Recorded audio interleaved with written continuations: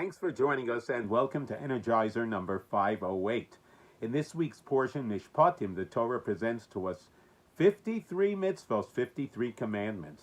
Among them is the mitzvah that if you see your enemy's donkey falling under its burden, help out. The commentaries explain that when you help an enemy, that breaks the feeling of hatred.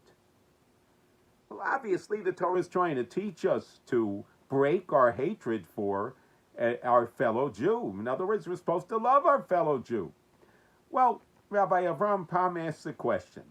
If you want someone to work on his feelings for another Jew, breaking hatred, look, tell him to open the Torah, study love your neighbor as yourself, or study the classical works of our sages down through time that teach about the mitzvah of loving your fellow Jew. Why do you tell him to do a favor?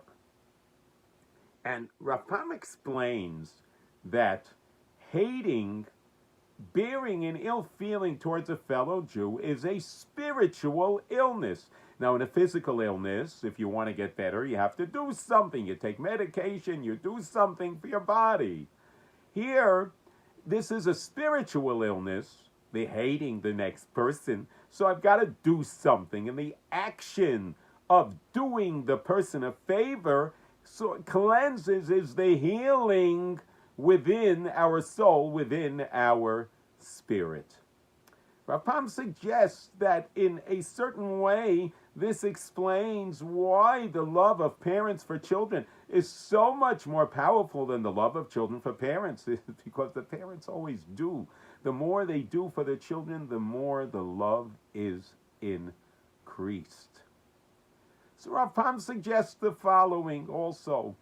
Within our personal lives, there are moments of anger. And at that moments where a spouse or someone very close to us could say something or do something that can make us very angry. So our tendency is wait for the apology. And as the Chofetz Chayim explains also that there's I won an argument. There's a certain Yetzer Hara, there's a certain drive within a person to be the winner. So I at least apologize. So Rav Pam suggests, don't wait for the apology.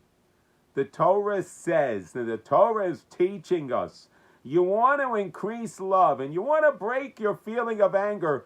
On the contrary, do a favor, do something nice, buy a gift, do something that will help the person who you're angry at, and you will see that your anger will be decreased and be filled in place with love.